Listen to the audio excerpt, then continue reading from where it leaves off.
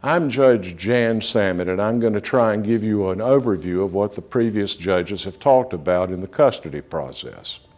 We've talked about mediation, and I sort of view mediation as your first and best chance to learn that the art of compromise is a reasonable way to settle the matters dealing with child custody.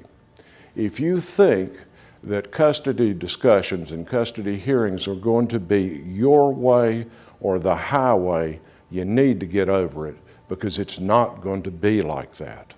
What we have is a joint effort. It took two people to make the baby that is the subject of this custody battle.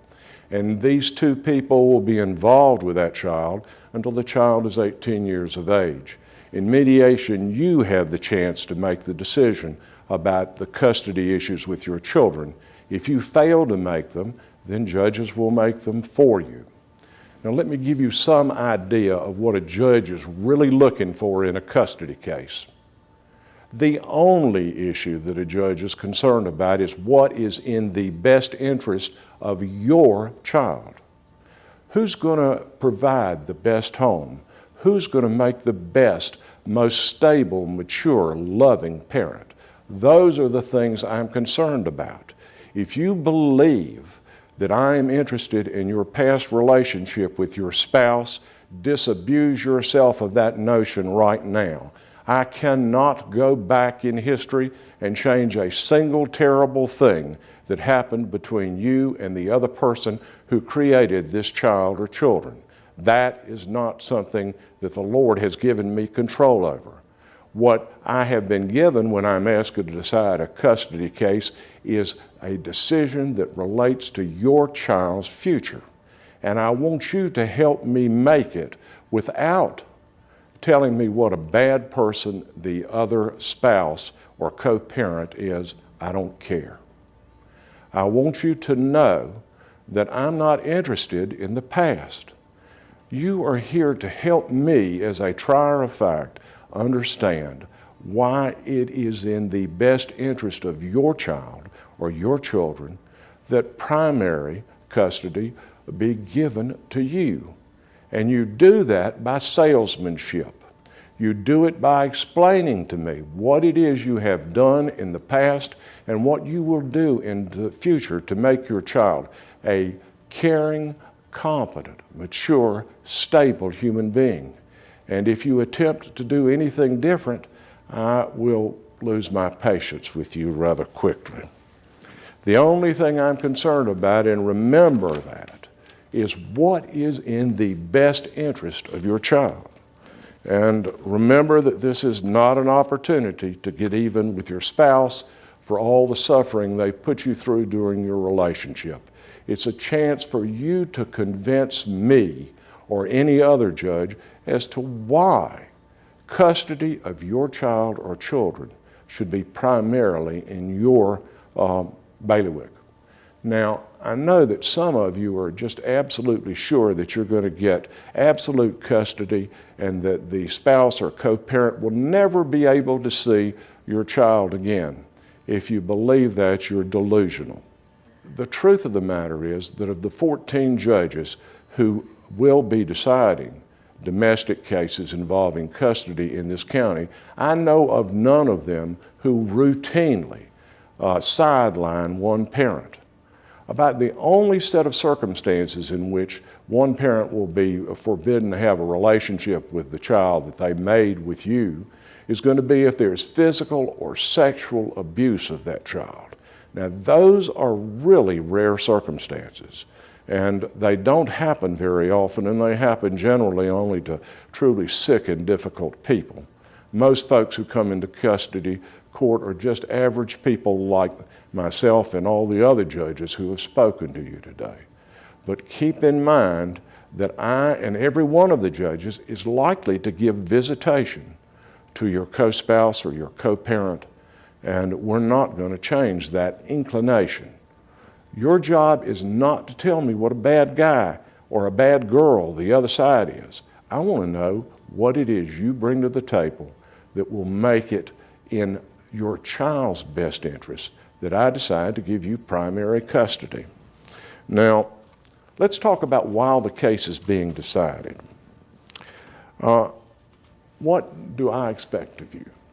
I expect you to set an example as a mature adult. I expect you to handle your problem without involving your children. And you need to understand that once I feel that you're involving children in matters of custody, I'm not going to be happy about that. I will tell you, neither will any of the other judges on the bench in Guilford County. Children are by nature egocentric. That means they believe that they are the center of the universe. They believe that everything that happens in the world revolves around them, and their world, as you are well aware, has just been monumentally sidelined and upset. And they are sure, in their heart of hearts, that the only reason their parents are no longer together is because of something they did wrong. Please don't help feed that feeling of guilt. Remember that every time you say something bad about your co-parent or your ex-spouse, you're sticking an ice pick in the heart of your child.